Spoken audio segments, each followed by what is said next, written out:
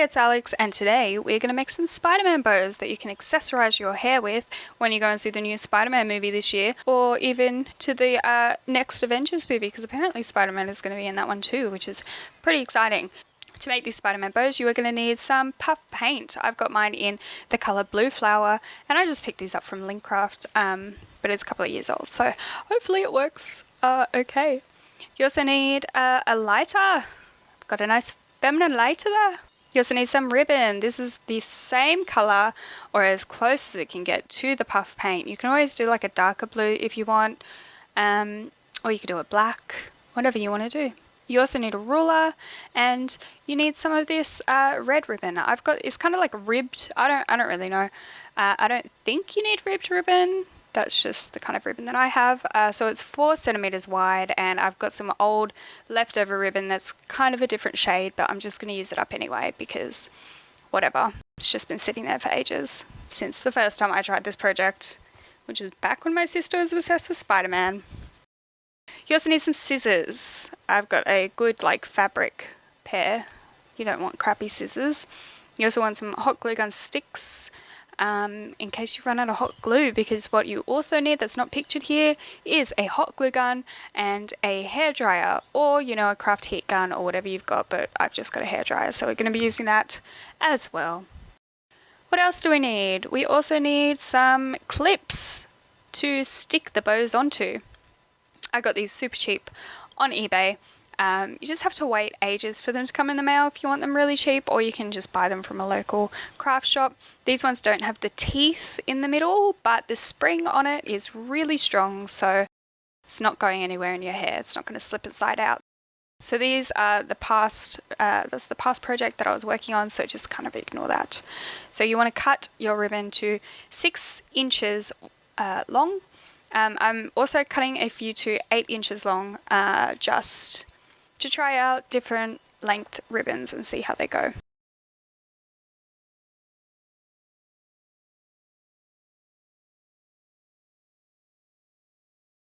What you want to do when you've cut them is you want to just burn or light the edges very lightly. Don't go ham on it because it'll melt, but this will prevent fraying.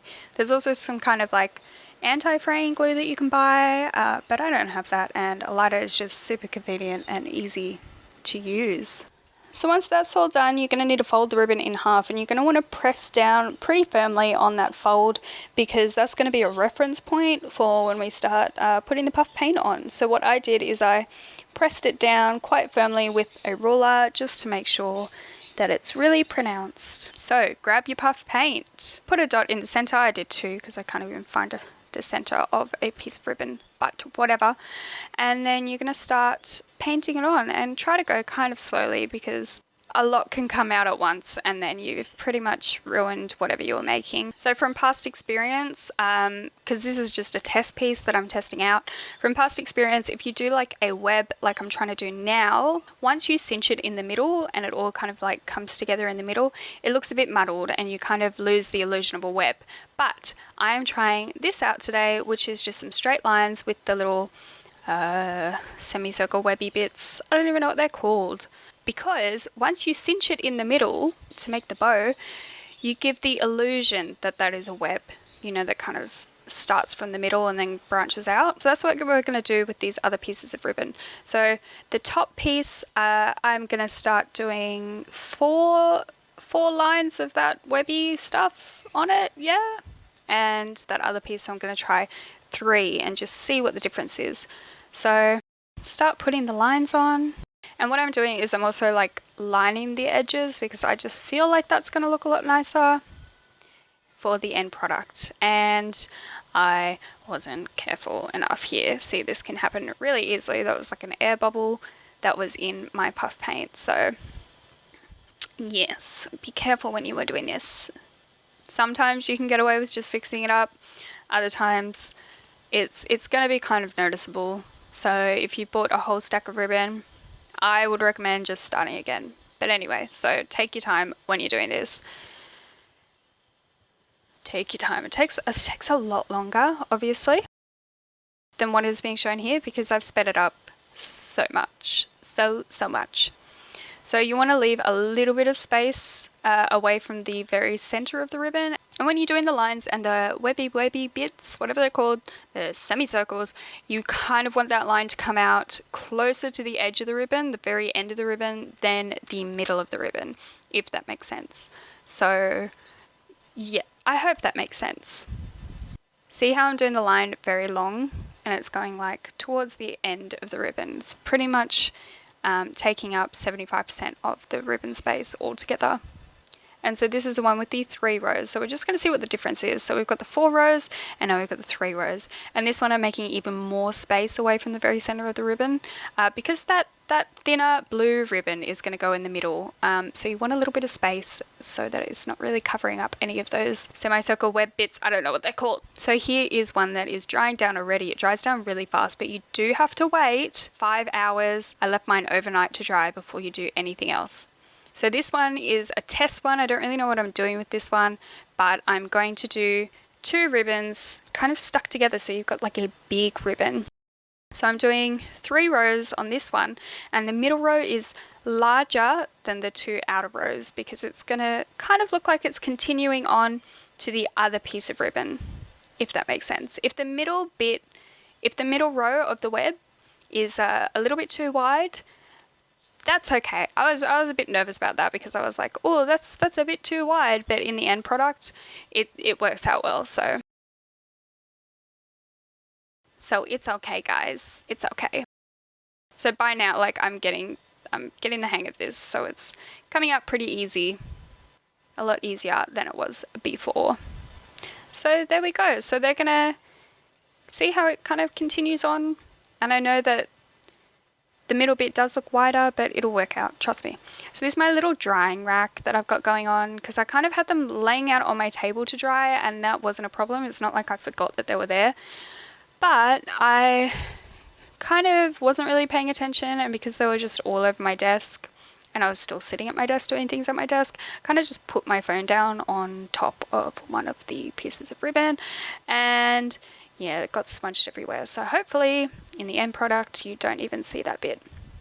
So now I've got my hairdryer and we're going to start heating up the puff paint. Remember, you need to wait at least 5 hours or overnight like I did. And look at it, it's changing. Oh my gosh, guys, this was so hot on my fingers. So maybe tape it down to the desk. But look how cute that is. It's actually the color of the tube now. That's awesome. So we're going to do the same to all of the other pieces. And this is my kitchen countertop. See, this is what I'm saying about taping down the pieces because it just makes it so much easier and you can do more pieces at once. And this piece here, I don't know if you can see, but it kind of looks like it dried out. So I don't know, maybe I had the hairdryer on it on that same spot for too long, so it kind of dried out a little bit. But yeah, just be careful when you're doing it yourself. So I did clean my kitchen countertop, but it's just got marks all over it, so I promise it's clean. So here we go. That's the finished product. And now we're going to start hot glue gunning and things. See how that ribbon is going to look so nice? So, hot glue guns. Oh, they're kind of terrifying. But put a line in the middle and you're going to fold one side over and press it down. And then you're going to put another line of ribbon, a glue, just, you know, you can see what I'm doing, kind of. So put a dot in the middle and then cinch it together, squash it together. But you need that space because you're going to do another fold over and put another dot of glue there and fold that bit there, and then another dot of glue and fold that bit there. So, oh my gosh, hot glue gun string everywhere. Guys, it feels like spider webs and it's a little bit scary. But yeah, looks so nice. We're going to start putting the ribbon on. So we also need to light the edges of this one so it doesn't fray. And I'm just deciding if I want the satin or the matte side to be facing the front of the ribbon. You can do either side, but I think that the satin side looks a little bit nicer. So you're going to put some glue there, twist it around, and put another final dot of glue and put that together so it all looks nice. Yay! Look how nice that looks. Woo!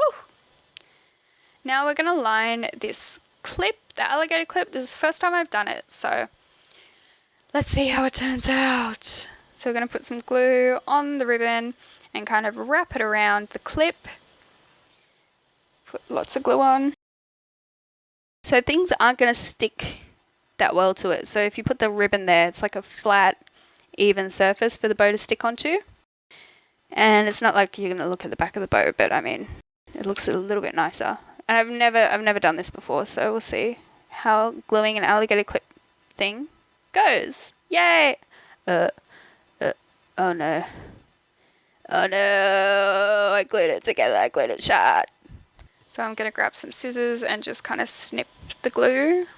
Anyway, so putting the ribbon on the alligator clips gives it a nice flat surface to stick the bow onto, because previously the alligator clip, it kind of has like that big gap in the middle. So it's not a nice flat surface that you can just stick on. So we're going to glue the alligator clip onto the bow, and then what we're going to do is we're going to get a little bit more ribbon and wrap that around the bow and around the clip so that they finally stick together. And it secures it a lot more than just a dab of hot glue. So put a little bit on. You need to keep the clip open for this, otherwise you'll just glue it shut again. Yes.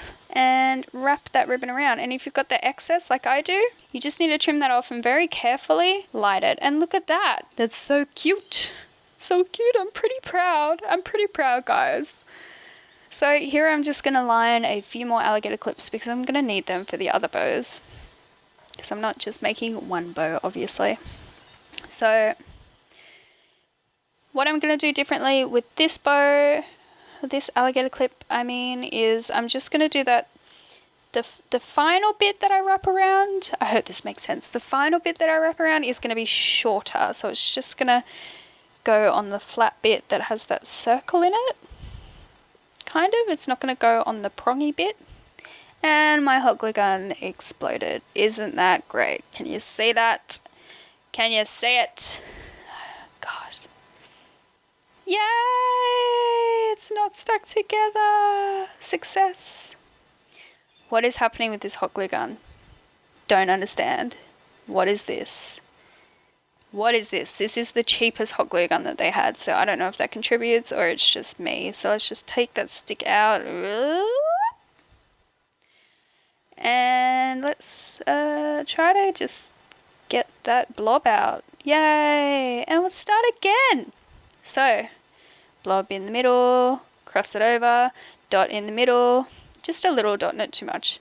Cinch it together, and then you're going to put another dot and squeeze them together so it looks like a bow. I'm really not the greatest at explaining things, guys. I'm so sorry. If you want any clarification, please let me know in the comments and I will clarify as much as I can with you. But look, we got two bows now. You can see that at the back of the bow, the webbing is it's coming to the back of the bow. Does that make sense? So for this bow, I forgot to record what I did here. But instead of putting the ribbon on, I stuck the two bows together on top of each other, and now I'm going to put the ribbon on. So don't put the ribbon on, stick them on top of each other, and then we're going to stick them together with the ribbon again. So do exactly the same thing, but we're just going over two ribbons. Yay, to make an epic ribbon!